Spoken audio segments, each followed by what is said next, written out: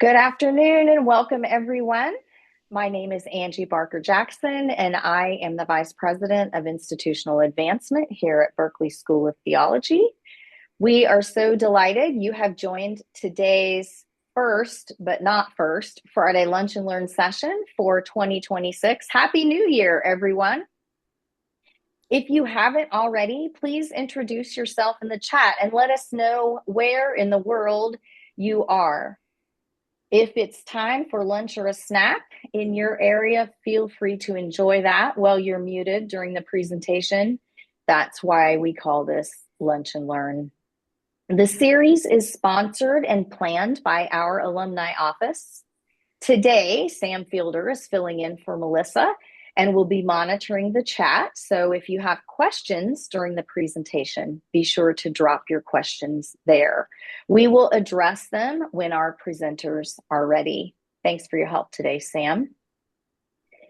These Lunch and Learns have been designed with three purposes in mind: learning, connecting, and being. Each month features a different topic and a new guest. Our hope is that the topics will stretch and challenge our minds, that we will connect and reconnect with others in the BST network, and that this will be a space of radical belonging. Friends, we have two American Baptist powerhouses with us today. Reverend Dr. Anna Piela and Reverend Dr. Michael Woolf are among our faith family's most thoughtful writers, thinkers, academics, and pastoral leaders. Anna self-describes as a storyteller. She writes for ministry, media, and academia.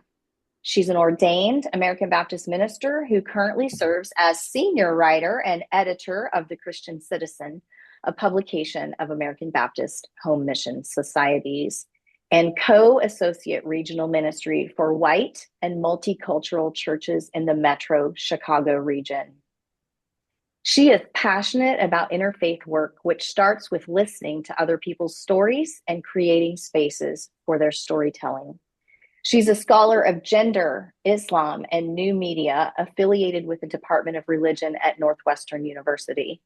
With a PhD in women's studies from York in the UK, she writes about Christianity, Islam, women in ministry, and interfaith issues for religion-focused media outlets, including the Religion News Service, Sojourners, The Revealer, and Religion and Politics.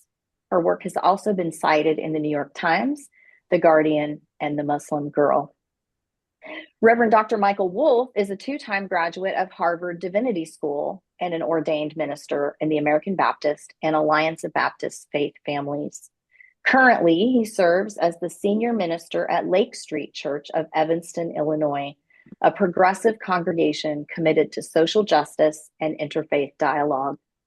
Michael teaches theology as an adjunct professor at Lewis University and religion at Brandeis University's Lifelong Learning Institute. Additionally, he teaches Baptist polity for the Metro Chicago region and has been deeply involved in leadership and work addressing racial justice and white supremacy. His credits include a book, Sanctuary and Subjectivity, Thinking Theologically About Whiteness in Sanctuary Movements, and numerous articles and features in religious studies journals, Sojourners, The Christian Citizen, and The Journey's Lectionary Commentary and Adult Bible Study by Judson Press. Today, Anna and Michael come to us with a forthcoming book, Confronting Islamophobia in the Church, Liturgical Tools for Justice, published by Judson Press and available on January 20th in just 11 days. Welcome, Reverend Dr. Anna Piela and Reverend Dr. Michael Woolf. We are eager to hear you speak on the topic From Fear to Fellowship, Reclaiming the Church's Witness, and to learn about your forthcoming book. The microphone is yours, friends. Thank you so much. What an intro. We appreciate that. Okay, well, welcome from Evanston, Illinois, first of all, and Happy New Year to everyone. All right, so we want to talk a little bit about Islamophobia. This is the sort of air we breathe as we think about it. And sometimes it can be helpful to take note of the ways that it is pretty prevalent actually in our society, and actually has some pretty big implications for our news cycle. If you're looking at, you can find some of these things. For instance, Congressman Randy Fine back in December suggested that Muslims should be destroyed. And he was not afraid. In fact, he said in other times that he's proud to be an Islamophobe. He has quite the following, and is very popular on the right, and is every month saying new outrageous things about our Muslim neighbors. But it's not just about words. It's not just about actions. Every once in a while, someone will burn a Quran, which is a horrific thing to do. But these things really concretize in ways that are harmful to communities and take lives. So it has a lot of intersections. Islamophobia has a lot of intersections with what we're dealing with now in this country, because this country is pretty much governed by white Christian nationalists, and a particular branch of theology and way of thinking and way of being. So as you can see up here on this headline, the one that breaks my heart, as an Eritrean imam died in ICE custody back in December. As deaths hit a 20-year high. And I think that is not a mistake. And it's also not a mistake. It's not just sort of happenstance that happened. It was really the concretizations, really the way that Islamophobia operates does kill. And so how we think about Islamophobia and how we think about our role as Christians, and this is so pivotal, as a hegemonic religious power in the United States, we have to really take some responsibility for that. We have to wrestle with it. The good news is we can do a lot of good too. And so these are just some of the things that are happening in the news and the ways that our society is constantly producing Islamophobic content, honestly. And also some of the ways that it can erupt and kill people. And I think it's just worth noting. It's not also an accident that you probably didn't know about some of these things that appear in the news, that they didn't pierce through your 24-hour news cycle, and you had to be sort of paying attention to really come across these sort of news stories. Could you imagine if a pastor, for instance, had died in ICE custody, what that sort of news cycle would have been like as compared to an imam? And so I think that that's just something to think about as we think about Islamophobia.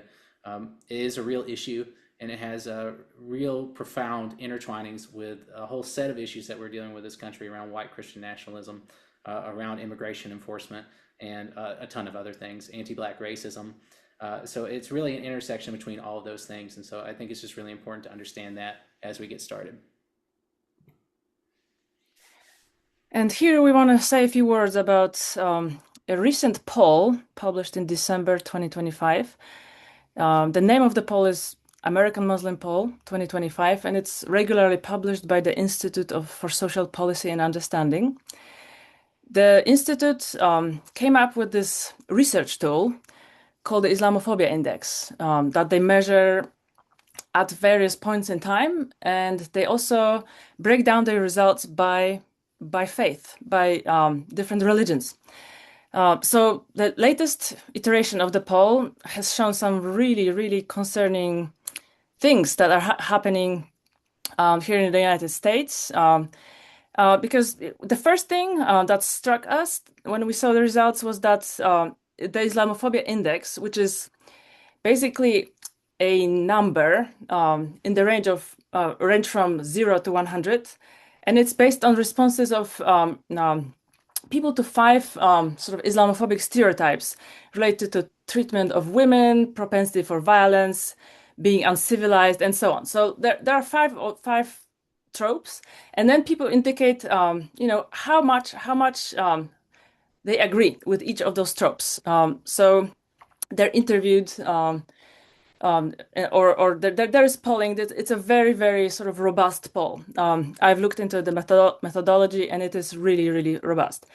And so it's not a surprise that white evangelicals have had the biggest, really sharp rise from 30 in 2022 to 45, a 15 point jump. You could say it's concerning, especially in view of what's happening in the United States right now. I think this is not a coincidence. This reflects what's really happening. The second largest increase was amongst Catholics, and that was a 12-point increase from 28 to 40. The next number, 33, is the general population. So that was an 8-point increase from 25 to 33. And then I remember that just a group defined as Protestants, there was a 7-point increase. The Jewish responses only showed a very tiny increase from 17 to 19, and the non-affiliated was something like 22 to 23. And so, yeah, the first takeaway point, the biggest takeaway point for us is why is it that Christians have started perceiving the Muslim community in much more stereotypical negative ways? And so we don't want this presentation to be just us talking at you guys. So, the first question from us to you, why do you think that there's this rise in Islamophobia in America in the last 3 years, and particularly among Christians? Do people have any guesses, ideas? We're open to hearing some suggestions.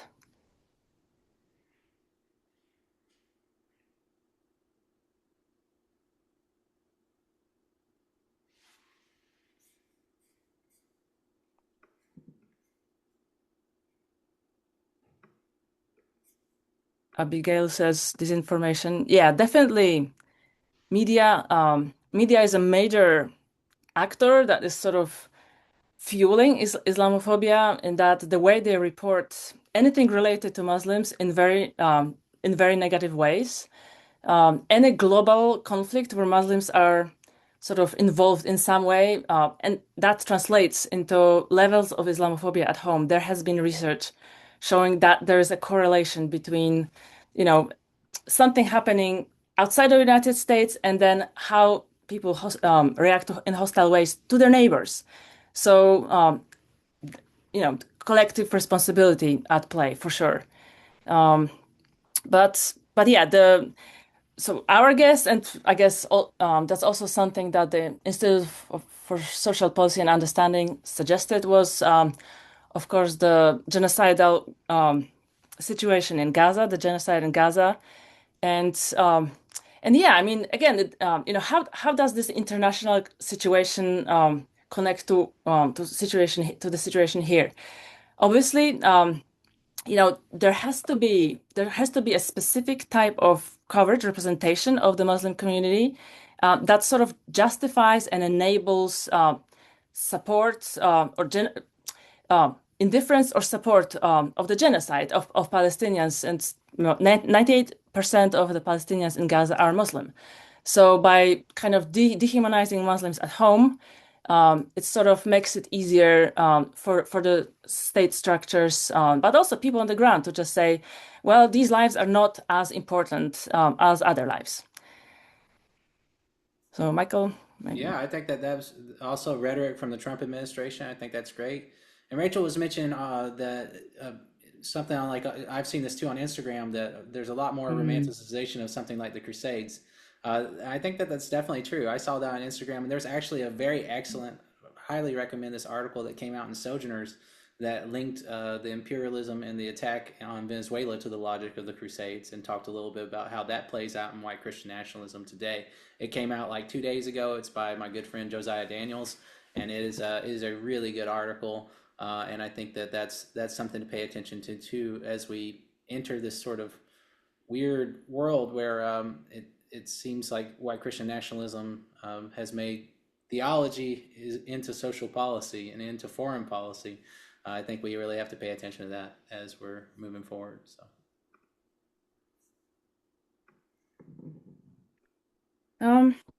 So when scholars look at Islamophobia and where the roots of Islamophobia are, where those stereotypes come from, they usually point to the colonialism era, so 17, 18, 19 centuries, and how sort of Orientalism, which was an ideology that shows shows the East as sort of inferior and docile and subservient.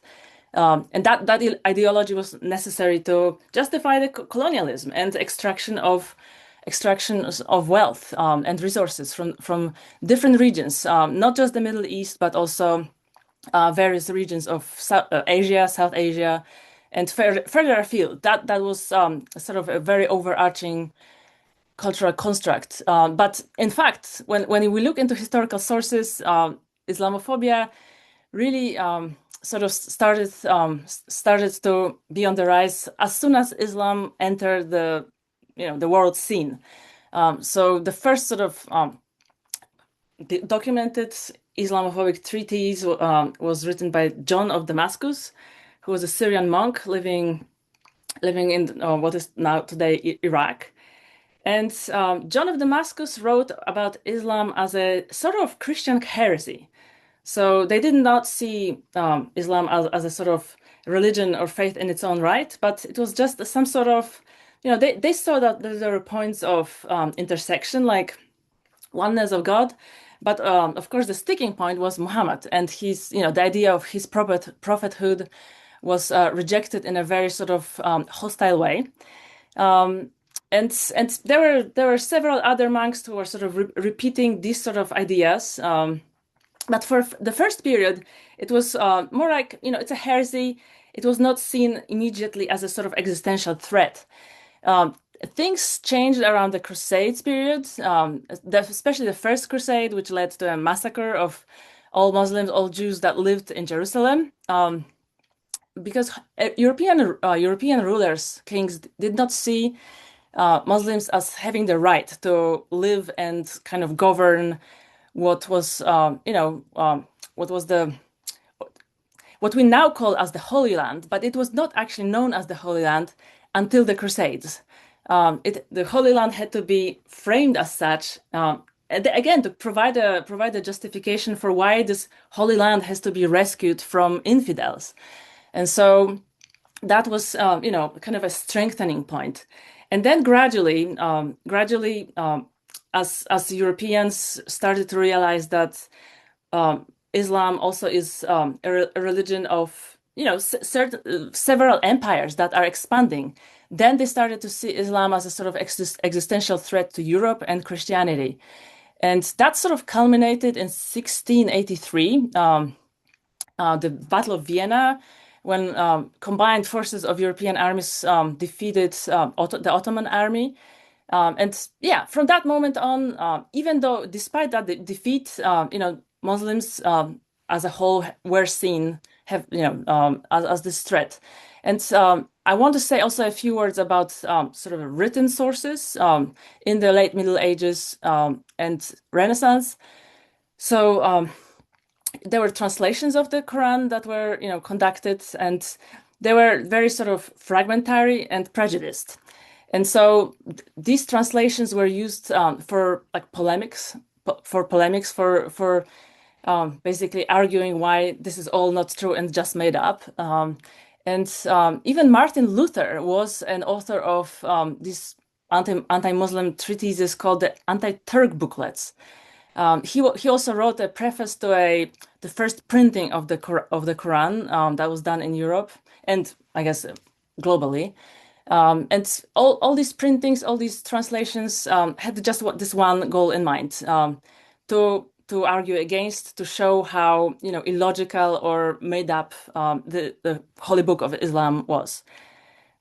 So there is a very long history, and it's just something that I think is really good to be aware of, because the power of these stereotypes is very lasting. We can see that they have lasted for 12 centuries. And they don't show any sign of abating, as we can see in this rhetoric from the white Christian nationalist context, which Michael was going to say a few words about. Oh, sure. Yeah. So J.D. Vance back just 2 or 3 weeks ago had a big speech. So the Vice President of the United States gave a speech to a Turning Point USA conference where he said that America has always been a Christian country and always will be, and that's the source of our unity. I think that is a very interesting claim, especially if you review our founding documents about the role of religion. But the increasing role of religion in our country in an interesting way, in a way that is very troubling to me, and I think to probably a lot of you, doesn't leave a lot of room for our Muslim neighbors and friends to be able to operate in an exclusively Christian view. So what we're seeing now is the erosion of a pluralistic sort of democracy and its replacement with something a little bit more akin to a theocracy. And so how that works, and one of the things that we've seen is also, just like you were saying, Rachel, there is a lot more crusade talk. There's actually a lot more glorification of those kind of things.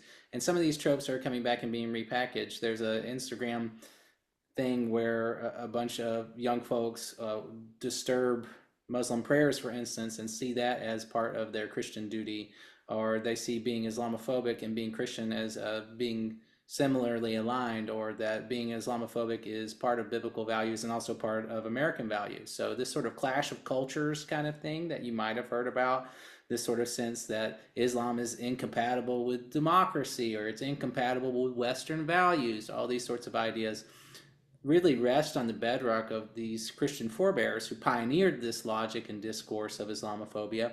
And it's being repackaged now in this context for political ends. It was for political ends back then too. I don't want to make any bones about that. But it's being repackaged now for a new audience and in a new way, and it has to do with keeping a rhetoric around this country of it being a Christian country, and therefore there's not really that much room for pluralistic ideas to be going on. We have a question, and maybe why don't you talk about soft or progressive Islamophobia, and we'll get to that. So I think it's really easy to sort of lay the blame for Islamophobia and Islamophobic hate crimes at the feet of radicals, far-right politicians, far-right media, white Christian nationalists, and it's kind of a safe binary. But there are sources, there are voices that also raise the issue of so-called soft or progressive Islamophobia. And I think that is really well illustrated by a small statistic. The first Muslim ban in 2017 that Trump instituted was supported by 48% of Americans who were polled, whereas it was about 25 to 30, depending on methodology, of American adults who voted for Trump. So here we've got an at least 18% difference. And who are those 18%? They were not Trump voters. We don't really have much information about them, but it is possible to theorize that some of them are also people who see themselves as progressive, because the progressive Islamophobia maybe it's not expressed through hate crime or through hate speech, but definitely is expressed through silencing Muslim voices and sort of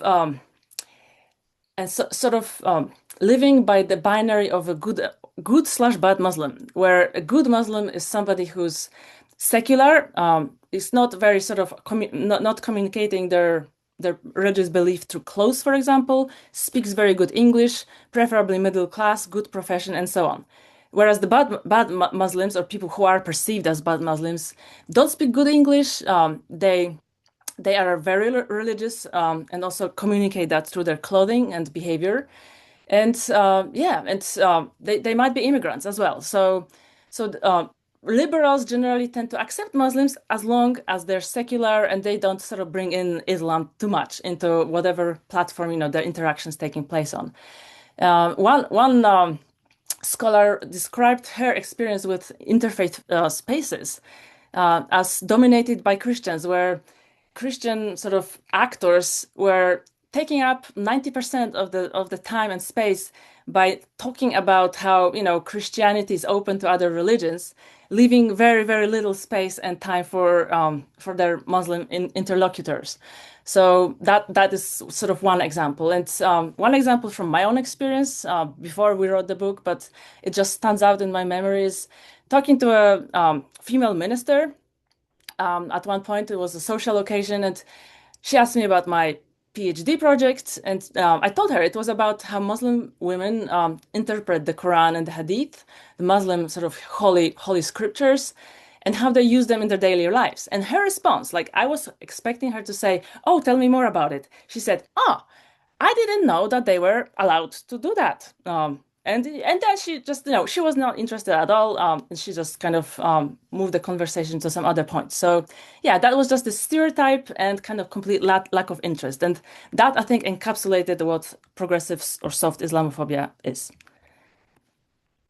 Okay, we had a question. Could you share your thoughts about the hopeful sign of a faithful, proud Muslim Mamdani's election in New York City? And might the next generation be becoming more accepting? And you've written a lot about that, Anya. So maybe you want to take that one. Yeah, I mean, the fact that Mamdani won clearly shows that there's a very hopeful wave of support for him. I don't think everybody voted for him sort of having his Muslim faith in mind. I think perhaps it was more like they didn't mind that he was Muslim, because he has also a lot of other progressive, so not soft, progressive kind of things on his agenda. But if you look at coverage, for example, recently I noticed that there's a lot of interest in the fact that he was sworn in using his Quran. And there was a huge backlash online, actually, to the fact that he used the Quran. They said, "Oh, a lot of people said this is not real. This has to be, they have to repeat the swearing in ceremony because it's not legal." Whereas, our constitution actually prohibits religious tests. And making the Bible as a kind of obligatory prop for inaugurations would be unconstitutional. So there is that. So, it depends on the sector of the population here we're talking. I think though it is changing slowly. That is my feel, but I don't really have data to support this.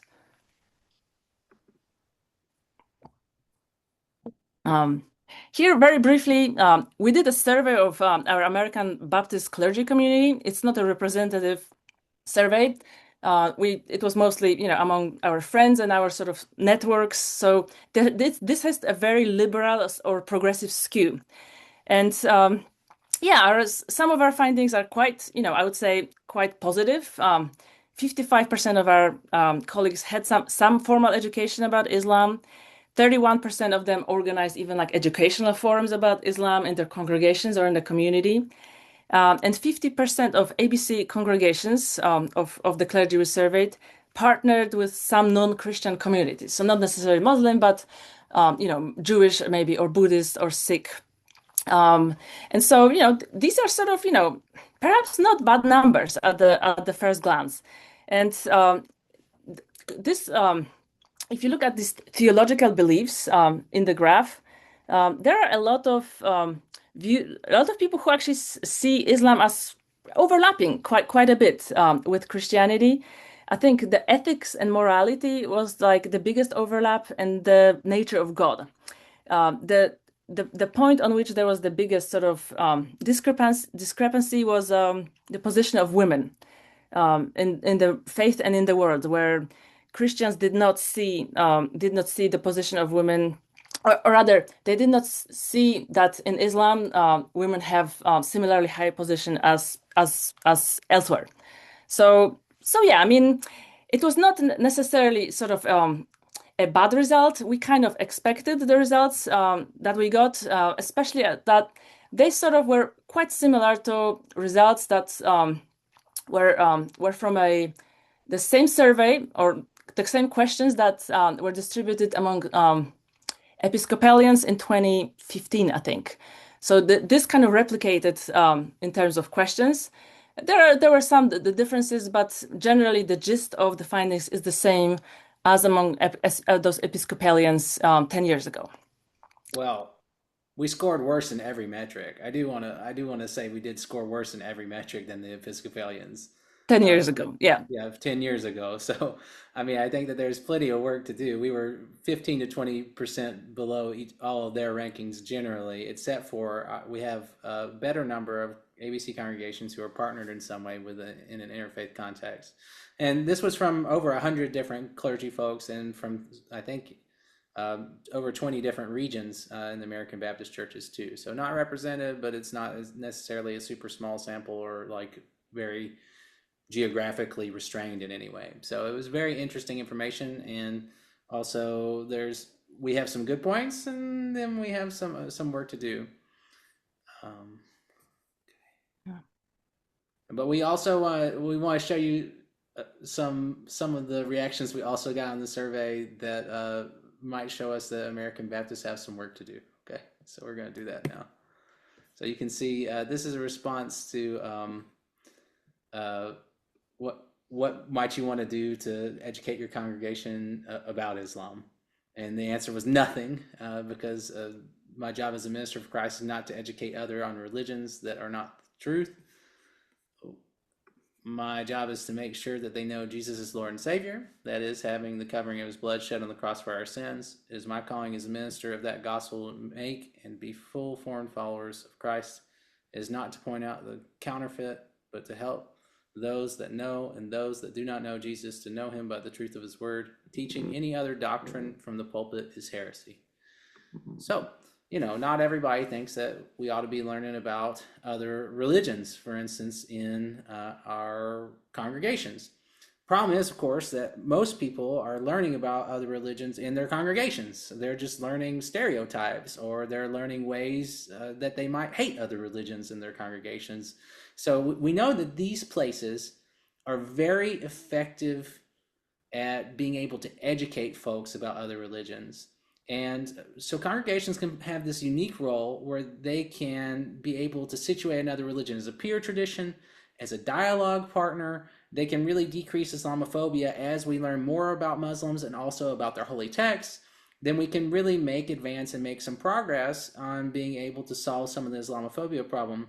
You can have as many national level initiatives as you want, but nothing would be more effective than churches actually taking on this issue and caring about it, and making congregations sites of learning about Muslims and other religions generally, because they're already those sites of learning, but often the education is really bad or poor or actually destructive.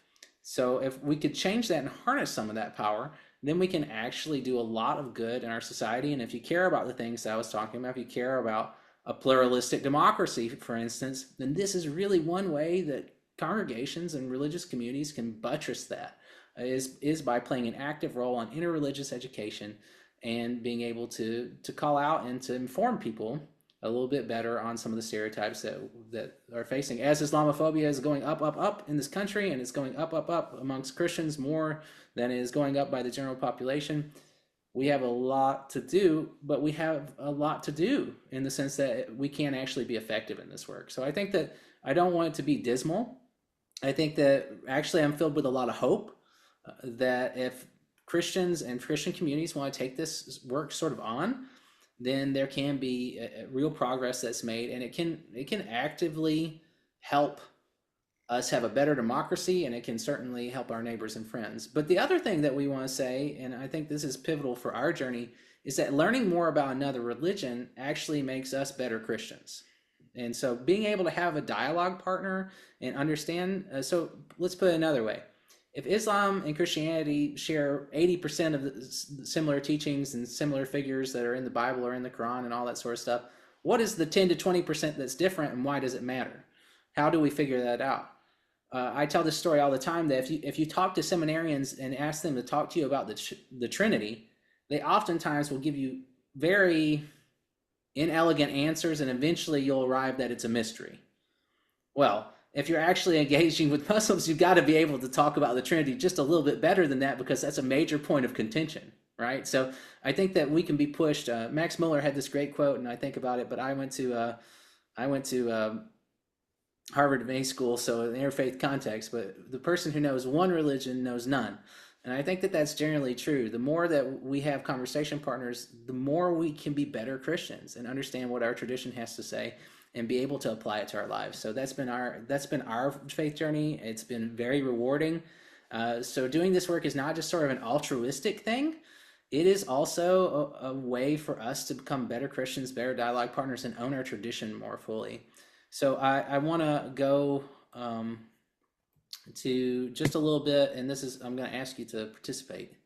Oh no, I'm going to talk about holy envy. Sorry. But you need to hurry up because it's already 38. Okay. Well, you were talking most of the time.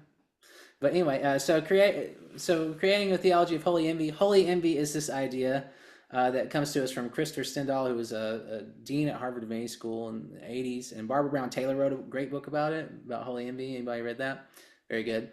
So it means really considering another religion and trying to take into account a little bit of what they have and developing. Like, I wish I could see that represented in my tradition. The theology of prayer in Islam is one of those things where I experience holy envy. And so if we can awaken that and cultivate within ourselves, then we can create more of that sort of pluralistic democracy and everything like that. So this is a picture of King James, who put one of the Baptist forebears, Thomas Hellas, in prison because he wrote a little bit of a treatise on the separation of church and state. So that is, he was put in prison and he died there because in the 1600s he had the idea that the religion of the king shouldn't have to be everybody's religion. Radical ideas, but now pretty okay. We're okay with that idea in the West pretty much. And so those ideas won the day. And so Baptists have always been committed to this separation of church and state. They've always been committed to that. But if we and we've also been committed to stuff like soul competency and the priesthood of all believers. And I think we all affirm God's delight in diversity. Otherwise, there wouldn't be so many different religions and so many different races, languages, and cultures.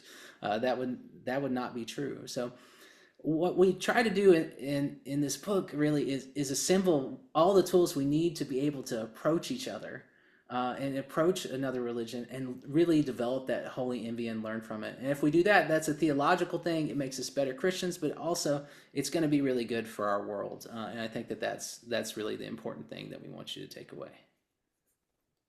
I think, are y'all having fun that we're married or whatever? Yeah, I see that. Okay. All right, so we want to expose you just to like a little bit of the Quran because we think that that's really important. And we want to ask you, what similarities or differences do you see in stories from the Bible that you see here? Because a big part of the book is actually how to bring this into worship or Bible study, and it gives a sort of a lectionary guide for doing so and how to assemble these sort of, put these readings in dialogue with one another. That's a big thing that we really want to bring to the table here, and it'll make it easy for people. Because I always was looking online and saying, well, I wish that there was a lectionary commentary that gave me other religions' voices on this particular topic, and it doesn't exist really. It's very hard to find. I think that someone wrote it, but it's like $100 a book, and that's not very accessible. So for Islam anyway, this book does that, right? And so this is a really fun passage from the Quran. It says, "And Allah will teach him writing and wisdom, the Torah and the gospel, and make him a messenger to the children of Israel to proclaim, I have come to you with a sign from your Lord. I will make for you a bird from clay, breathe into it, and it will become a real bird by Allah's will. I will heal the blind and the leper and raise the dead to life by Allah's will. And I will prophesy what you eat and store in your houses. Surely, and this is a sign for you if you truly believe."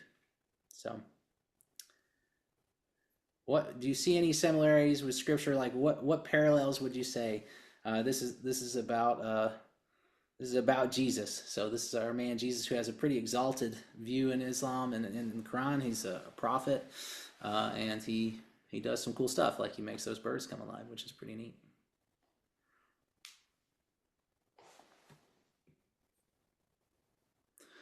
It's just translator marks, and it's similar how in the Bible you might have in some versions of like a study Bible, you might have notes around that sort of thing and different alternative things that you could put in there. So it's a clarifying word, but it's not in the original version. Yeah.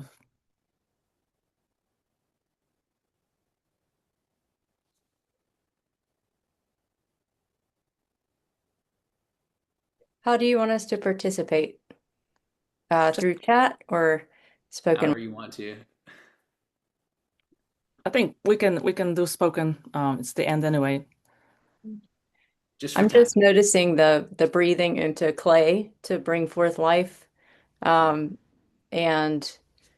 also this image of a bird being breathed into connections with spirit.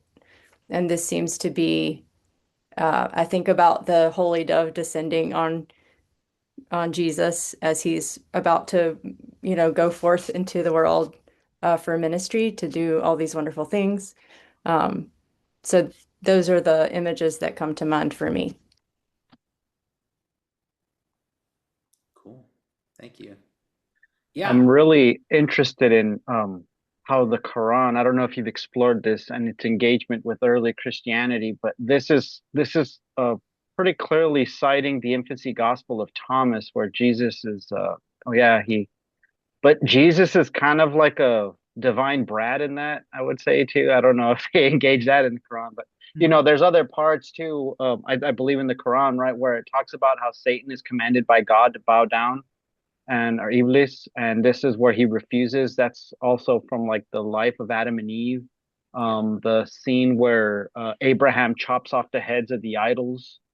This is from rabbinic literature, so you see Quran like engaging a lot of what's already been talked about. Yep. In I guess in early and the formation of Christianity and rabbinic literature as well too. Yep. So it's clearly engaging early Christian sources and sort of giving that narrative. It actually gives a lot more narrative in the Bible to Jesus's childhood, which is sort of missing in the Bible, and treats that very seriously. And the midrash about Abraham and smashing the idols and everything. There's a lot of midrashic and Talmudic text that makes it in too, and that just goes to show that the Quran coming later engages all these different sources and weaves them also into a narrative of God's benevolence. So cool. Yeah, I don't think we have time for another one, but maybe you could buy the book and there's like a lot of them. I don't know. That'd be Two cool. chapters of the book bring up various passages from the Quran and the Hadith, and they show relevance for our lectionary. So one use for that could be using that to preach, for example, or to lead some sort of like interfaith study at church, where you look at the similarities and differences between the two faiths. So am I doing this one, or I guess so here we've got some tips. We've got some tips for doing interfaith work if you want to, but are not sure how to start. So one disclaimer, not everyone wants to do interfaith work. So we discovered that, we contacted some mosques, some organizations, some responded, some didn't. We don't know why the ones that didn't, were quiet, but we assume that there are different mosques, different Muslim centers have different priorities. Some will have like formally recognized interfaith committees, and these are great partners to work with. Another good thing to do is to eat together. It's a very sort of simple and basic thing, but by learning, for example, if you have, if by eating Muslim food, you will learn like the specificities of it, and probably you will learn a lot about what the halal term means, which foods are permissible in Islam, which aren't. Different sects of Islam have slightly different rules. So, for example, the Shia Muslims, mostly right now, the Muslims who live in Iran and parts of Iraq, they one example is that they will not eat fish without scales, whereas the rest of the Muslims, they don't have that sort of problem. So by meeting different people, meeting Muslims from different communities, you also start to sort of learn about differences in their theologies. Michael, you can do the next two. Thank you. The other thing is to be as generous a reader of the Quran as you are of the Bible. So there is just a sense that sometimes we want to pretend like the Bible doesn't have any really difficult parts or any parts that challenge us or that go against our sensibilities. I mean, just as the Quran has some verses about women in it that might be difficult to read, the Bible has its share as well. So if you are going to be a really capacious and generous reader of the Bible, I would ask you also to be a capacious and generous reader of the Quran. And so adopting that hermeneutics of generosity towards Scripture in general is a good way to be. in the world. So, but certainly don't act like the Bible doesn't have its thorny issues or its difficult verses to parse through. I think that would be a real mistake. Instead, again, I think that when you read the Quran, you're also gonna be challenged to read the Bible in a different way and read the Bible through these lenses and encounter the stories that are there in a richer and better way. But you got to be a capacious and generous reader of both texts. And the last tip is that relationship building takes time. It does not happen overnight. And if you want to do this work in interfaith work, it's gonna take a minute. And I think that the more you continue to show up when communities need you, and the more that you're part of conversations, and the more you signal that you're committed to this work, the better experience you're going to have, and you might actually have some success. So with that, I think our presentation is over, but we might have some questions. If you have any questions for the end, just sort of put them in the chat, and we'd be very happy to take them up. And thank you so much for your time. Michael, there are a couple of questions that kind of just got run over with other comments. There was one about asking if you would share your thoughts on the Synod from Vatican and its relationship for an ecumenical framework for believers. And I know that was from Peruse, and he might be able to parse that out a little bit more for you if you have that. And then question about, Anna has already answered in the chat, differences between halal and kosher. So, okay. Yeah, what synod are we talking about? What do we want to talk about? Well, this is Peter Jody, by the way. Thank you for your speech. I appreciate your discussion. The Global Synod that Pope Francis started in 22, and which is still going on, and Pope Leo is also ushering it as well, is the heavy message on bringing not only Christians, right, in ecumenical sense, but going across the board in more like Abrahamic kind of framework. So I just wanted to know that in your research or in your proposal for getting congregations more acclimated with dealing with Muslims, I intentionally do not want to use the word Islamophobia, if I may. They have made major progress on Synod. I'm actively involved in that. In fact, I could have some offline discussions with you if you are interested to see how well this message is being carried on. The other thing I was going to say with you, since I have the podium, if I may, in your research, as you were referencing some of the Renaissance era, and or at least the discourse or what have you, that somehow it started at that point. Have you looked into that also? How did Muslim philosophers or Islamic philosophers, such as Ibn Sina or Averroes, or I call it Ibn Rushd, and how they influenced the mindset of St. Thomas Aquinas, the doctor of the church, for across the entire Christianity and beyond, which also has so many followers, and I'm one of them, by the way. What's your thoughts on that? Because that, to me, if you want to take the Aquinas approach, which praises Ibn Sina and what he had done, and Ibn Sina and Averroes and Galali and all those folks, they really carried the torch, right? They took the Aristotelian mindset and handed it over to Christians. So they were beneficiary of this mindset.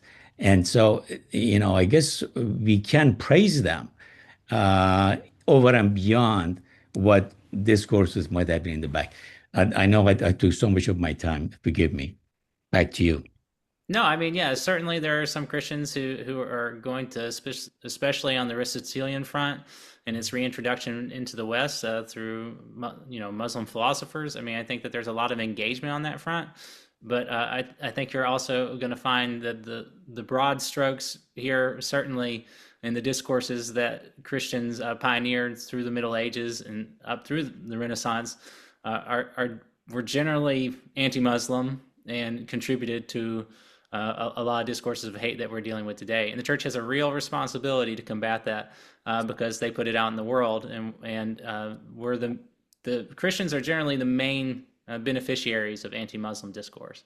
And so I think that that's really important to name. Although there are certainly, the exchange of ideas around Aristotelian ideas specifically, definitely there's a lot to commend there and everything. But I think that the overarching way that these discourses came about were church-based. So I think that that's really important to know.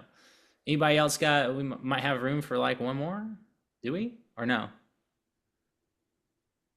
No? Maybe a quick one. Maybe, if you're quick.